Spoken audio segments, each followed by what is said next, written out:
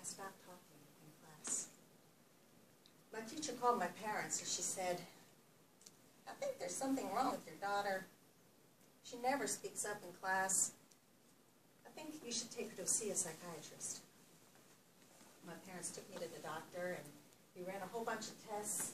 He called my parents in and he said, there's nothing wrong with your daughter. She's just shy. Well, from that day on, I became known as the shy girl. That was my very first label. And it haunted me and held me back for the next 40 years of my life. Madam Contest Chair, fellow Toastmasters and welcome guests, raise your hand if you have ever been labeled.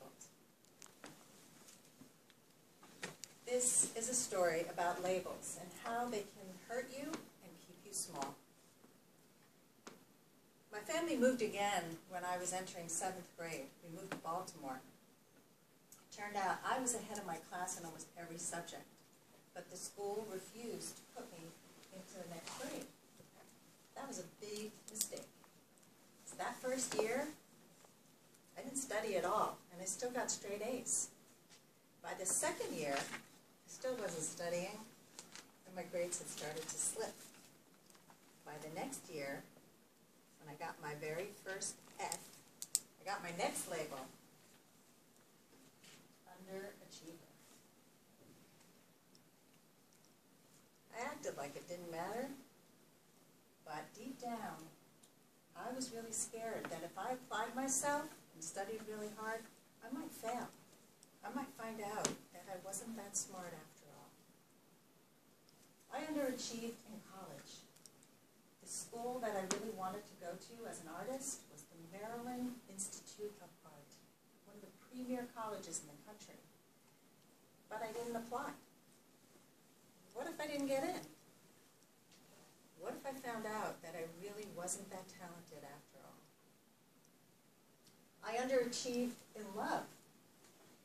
When I was in my late 20s and the man that I was crazy about and thought I was going to marry left me for another woman, I shut my heart down for good. I didn't want to get hurt ever again. About a year later, I got engaged to a man who loved me more than I loved him. I thought that would guarantee that my heart would be safe, but that couldn't have been further from the truth. Over time, we drifted apart. We were like two strangers living in the same house.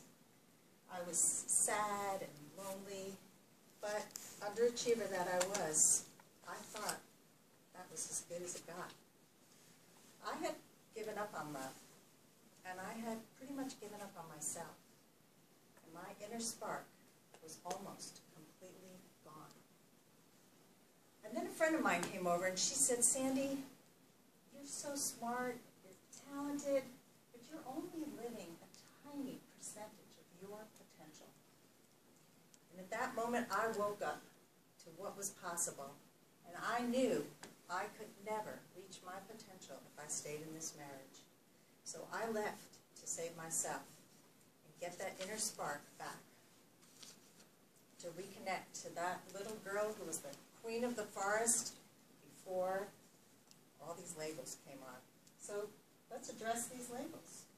Shy, thank you for keeping me safe from being judged. I hid behind you for a really long time, and now I'm done. And underachiever, thank you for keeping me from failing. But you also kept me from success. Done with you too. Now it's time for me to find out who I was without these labels. So how do I recover from being the shy underachiever for so many years?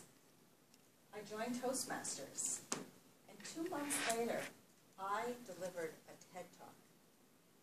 And here I am 4 years later, and I still am evolving and growing, and it gets scary at times, but I refuse to hide behind my labels anymore.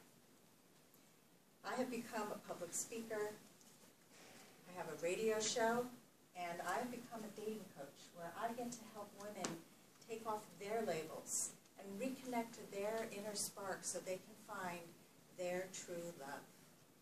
That shy underachiever has become a speaker and a leader and a love magnet. So ladies and gentlemen, are you ready to shed your labels and reclaim your inner spark? Yes? Yes. Yes. The world can't wait for the authentic you to shine your beautiful light. Yeehaw!